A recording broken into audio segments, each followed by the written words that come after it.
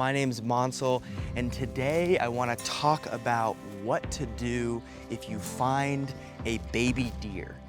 Now I know it seems counterintuitive because I take people out hunting every year to kill dozens of whitetail deer, but I absolutely love these creatures, and I'll speak to the philosophical reasons why that is and how it's possible. But for today, I really want to share with you some things to do if you find a fawn, and one thing to make sure you avoid.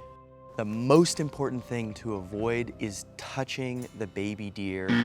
So if you find a baby fawn that is curled in a ball and it looks like the most cute thing you've ever seen, I totally understand. But if it's not making any noise, there is a good chance that the mother is nearby and can see you and can see the baby fawn. Now, the reason a mother is going to leave a fawn is because they're extremely vulnerable. And a mother will go out, she will feed on grass and forage, and then she will come back to the fawn and feed the fawn milk when the time is right. But if the fawn is slowly moving with the mother, it's far more dangerous for it, and predators like coyotes, foxes could find and kill the fawn. If you find a baby fawn and you have this irresistible urge to touch it and help it, I totally understand and I empathize, especially for children who just want to help this baby animal. But the truth is, if you touch baby fawns that aren't making any noise,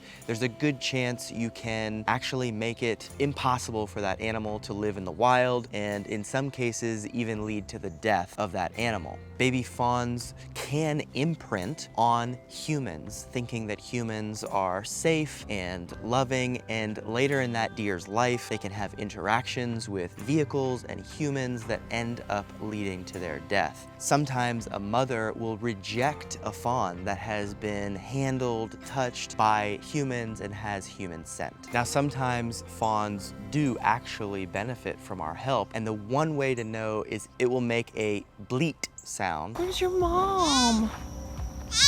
And that's usually a sign of distress. And if they are distressed, you might be able to help. You want to try and call some type of wildlife rehabilitation clinic or facility who might be able to advise you or come and support the fawn themselves. If you do it without any understanding of how to support the animal, you could make things worse. If you're hearing noise, call wildlife rehabilitation. If you're not hearing noise, back up, allow the mother to come and be with their baby fawn. What happens if a baby fawn is spinning around in circles? Well, if you see this, which I never have, you are witnessing a blind deer. In the early stages of life, a blind whitetail could survive with the help of a mother, but the blind deer, for some reason, usually ends up moving around in circles, and these deer have to be euthanized because they will not survive the wild and will most likely experience a gruesome death. So if you see a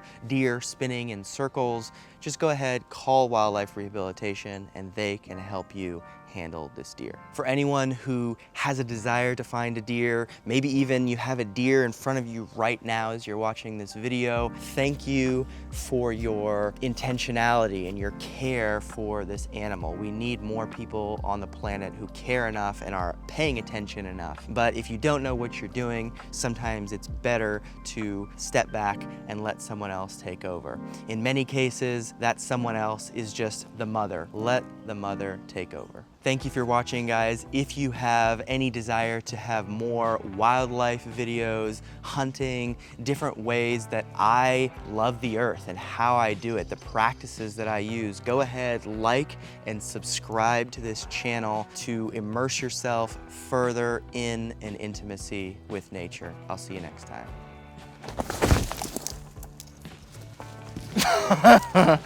That'll make a good outtake. If the fawn is making noise. Whoa, got bit by something.